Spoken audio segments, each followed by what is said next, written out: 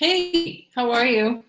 It's a beautiful day here in Florida. It was a little cool today, and I love that because I get to wear my boots. That's really the only reason.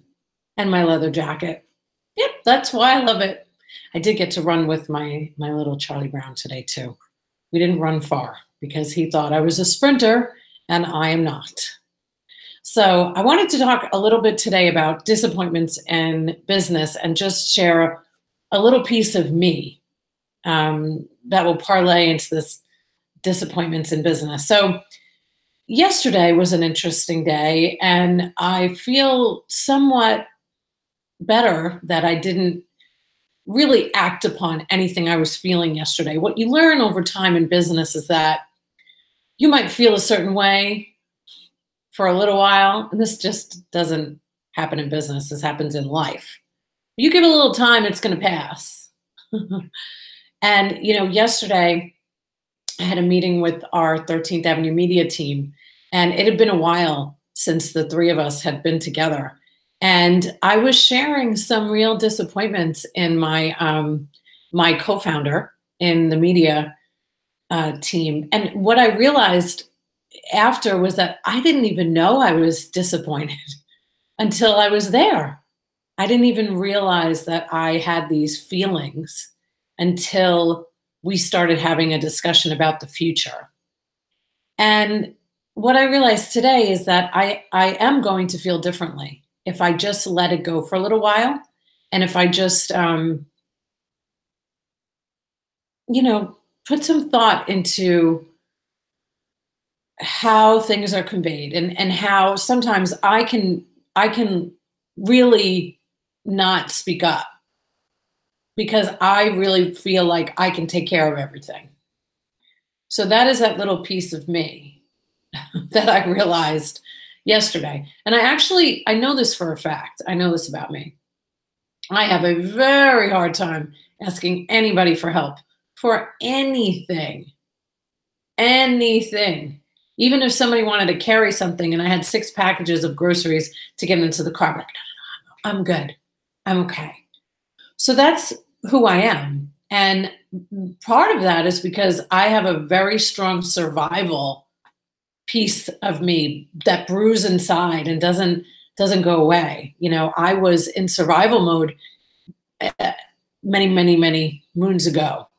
And then even when I moved here 13 years ago to Florida, I was by myself. So I don't typically ask for help. So it's funny that it always comes up in my life because there is this guy that I was very close to. His name is Marino. God rest his soul. He has since passed away. It's probably been 10 years, but he had such an impact in my life when I first moved here. And he was, sorry. It's probably why I don't talk about him. It makes me cry. Isn't it amazing? I only knew him for like 3 years and he died. So he said before he died, ask for help.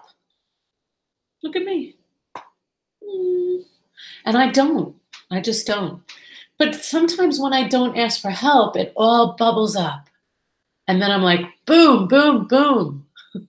Shouldn't you know that I needed help? So that's not a great quality, quite honestly. It's not even like it's a quality. It's more of I don't like to ask for help. I like to think that I can do it all. And the truth is I can't.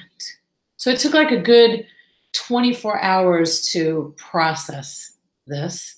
And I'm about to go to a spa night. You think I'd be excited? What's wrong with me?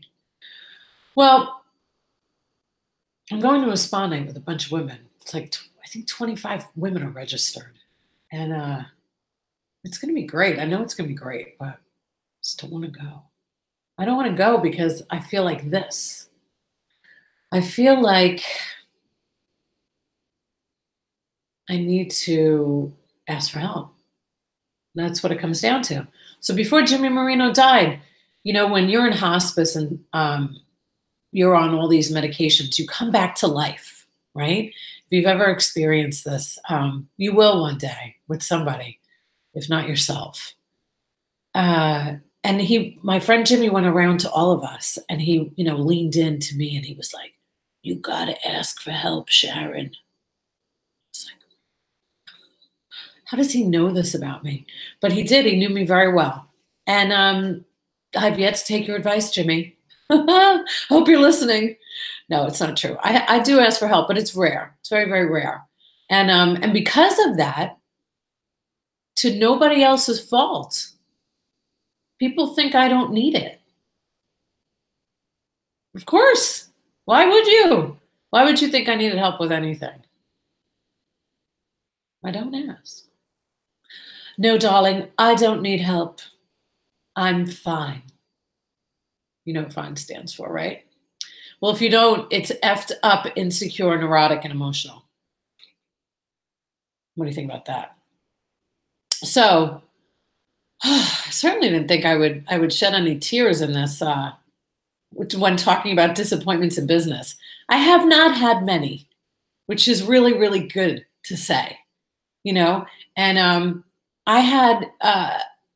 This is more about me. This isn't even about my co-founder in my media company, Scott.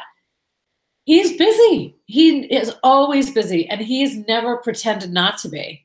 But I am, I was a little resentful about it yesterday, and it came out. It came out backwards, though, because I really didn't know. I didn't know I felt that way until I was expressing myself at breakfast at 9 o'clock in the morning. It's a great time at Village Inn to let it all go.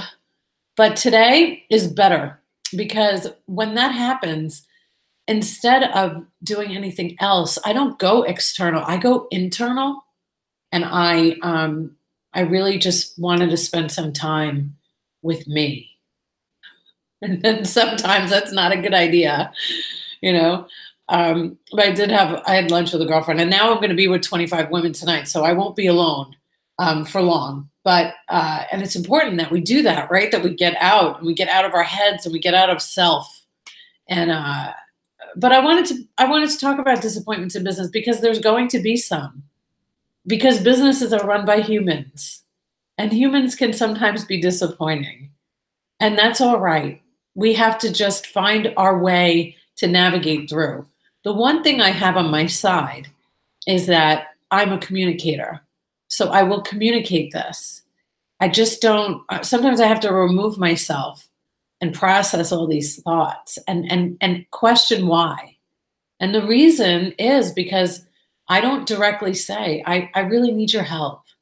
Sometimes I'm like, no, I got it. And I could have like 35 things on my list. I'm like, no, I'm good. As the list goes across the screen. There's only 2 things on there that I haven't done. 3. And one of them is my resentment for Scott about not getting this address he's supposed to get me. So anyway, even my husband asked me last night, he was like, so how did, my phone's ringing. How did it go yesterday? And I was like, great. It was good. It's great. And it wasn't great. It wasn't great because it left me feeling confused.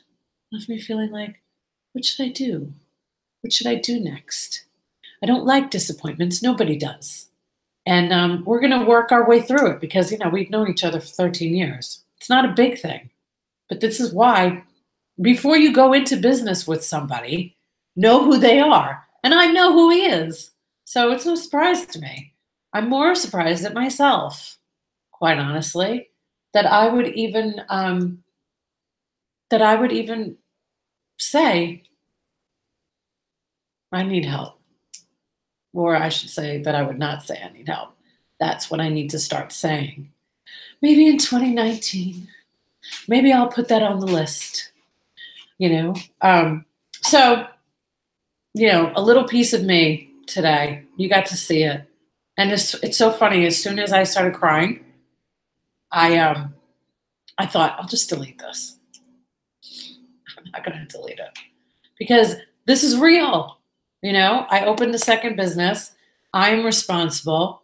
It's nobody else's fault if I don't ask for what I need. So we all have to ask for what we need. And I'm going to work on that. And it would be nice if somebody asked me if I needed help. To be honest, it would be nice. I know I give off that, vibe that I don't need it, but it would be nice. Now I'm telling you, I'm being vulnerable. So that's it for today. I hope that this was a little bit valuable for you. Maybe you could walk away thinking it's not always bad to be vulnerable, like I just was. It's not. It's not always pretty. It's not always, everything is awesome. It's not. But I gotta say, most of the time it is. Mostly because I just don't have to punch in and punch out, and I can, go have lunch with a friend when I need to. So I hope you have a phenomenal evening. And I'll let you know how the spa night with 30 women or 25 women goes.